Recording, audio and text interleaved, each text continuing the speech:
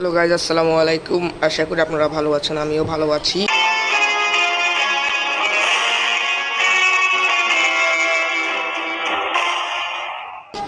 আজকে আমি অনেকদিন পর আবার ভিডিও করছি। আজকে আমরা যে জিনিস নিয়ে কথা বলবো সেটি হচ্ছে কিশোর আলো, যেটি হচ্ছে জুলাই 2026।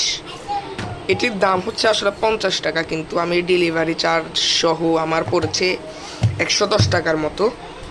তো এটা একভাবে লস, মানে এত ছোট নর্মাল একটা জিনিসের দাম 110 টাকা হিসেবে না নিলেও হতো, কিন্তু আমি মেনলি এটা নিয়েছিলাম কমিক্সের জন্য। কারণ আমি যতটুকু জানি কিশোর আলোর রিসেন্ট বইয়ের মধ্যে একটি ঢাকা কমিক্সের পিশাচ কাহিনীর বই থাকবে, এজন্য আমি কিনলাম বইটা, মানে ম্যাগাজিনটা।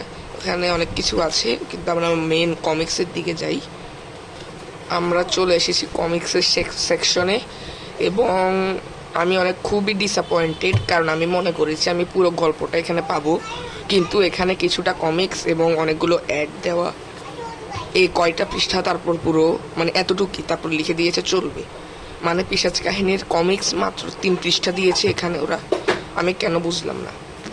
এই জন্য আমি খুবই ডিসঅ্যাপয়েন্টেড। আমি কমিক্সের জন্য বইটা কিনলেও কমিক্স কোনো পেলাম না।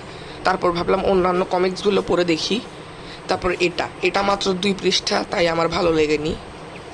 তারপর এটা মাত্র 1 পৃষ্ঠার একটা কমিক্স, আবার কিছু লেখালেখি।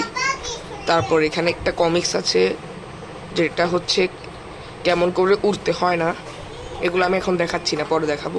তারপর এখানে একটা হরর কমিক্স আছে। আমি মনে করেছি এটা হয়তো ভালো হবে, কিন্তু কিছুক্ষণ পরে এটা পড়ার পরে বুঝলাম আসলে বইটা তো ভালো না। মানে আমার 110 টাকা লস। আপনারা যদি ম্যাগাজিন পড়তে ভালোবাসেন, স্পেশালি ম্যাগাজিন, কমিক্স না, তাহলে এই জিনিস আপনার জন্য। আর যদি আমার মতো কমিক্স পছন্দ করেন তাহলে এটা আপনার জন্য না। তো আজকের জন্য এতটুকুই, ভালো থাকবেন।